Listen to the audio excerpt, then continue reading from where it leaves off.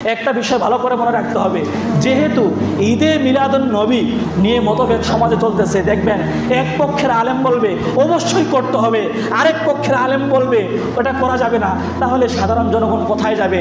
একটা আয়াত আর একটা হাদিস মনে রাখবেন শুধু। আল্লাহ রাব্বুল আলামিন বলছেন সূরা মায়েদা এর 59 নম্বর আয়াতের মধ্যে, ইয়া আইয়ুহাল্লাযীনা আমানু আতিউল্লাহ ওয়া আতিউর রাসূল ওয়া উলিল আমরি মিনকুম ফাইন তানাযাতুম ফি শাইইন ফারুদ্দুহু ইলাল্লাহি ওয়ার রাসূল। হে ঈমানদারগণ, আল্লাহর আনুগত্য করো, রাসূলের আনুগত্য করো এবং তোমাদের যেই নেতা আছে নেতার আনুগত্য করো। ফাইন তানাযাতুম ফি শাইইন, যদি কখনো কোনো বিষয়ে মতভেদ দেখা দেয়, ফারুদ্দুহু ইলাল্লাহি ওয়ার রাসূল, তাহলে তোমরা আল্লাহ এবং তার রাসূলের দিকে ফিরে যাও।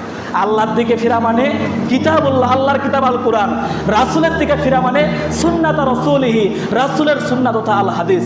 এই জন্য আল্লাহ রাসূল সাল্লাল্লাহু আলাইহি ওয়াসাল্লাম বিদায় হজের ভাষণে আরাফার ময়দানে এই কথা বলে গিয়েছিলেন, তারাকতু ফীকুম আমরাইনি লান তাদিল্লু মা তামাসসাকতুম বিহিমা কিতাবাল্লাহ ওয়া সুন্নাত রাসূলি। হে আমার উম্মতেরা, আমি দুনিয়া থেকে বিদায় নিয়ে চলে যাব, কিন্তু তোমাদের মাঝে আমি দুইটা জিনিস রেখে যাচ্ছি, লান তাদিল্লু মা তামাসসাকতুম বিহিমা।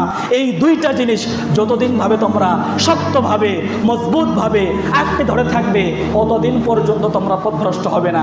একটা হচ্ছে কিতাব আল্লাহ, আল্লাহর কিতাব আল কুরআন, আরেকটা হচ্ছে ওয়া সুন্নাত নাবিয়্যিহি, রাসূলের সুন্নাত তথা আল হাদিস।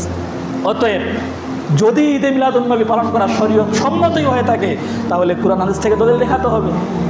কিন্তু যখন দলিল চাওয়া হয়, দলিল দেখাতে পারে না, তখন চাপাবাজি করে, আরে নবীর জন্মদিন পালন করার জন্য কি আর দলিল লাগে নাকি? নবীর জন্মদিন পালন করার জন্য ভালোবাসা লাগে, প্রেম লাগে, নাউজুবিল্লাহ। অতএব এইটা পালন করা সুস্পষ্ট বিধান, আমরা কখনো এগুলোর সঙ্গে জড়িত হব না। যারা এগুলো পালন করে আমাদেরকে বোঝানোর চেষ্টা করতে হবে।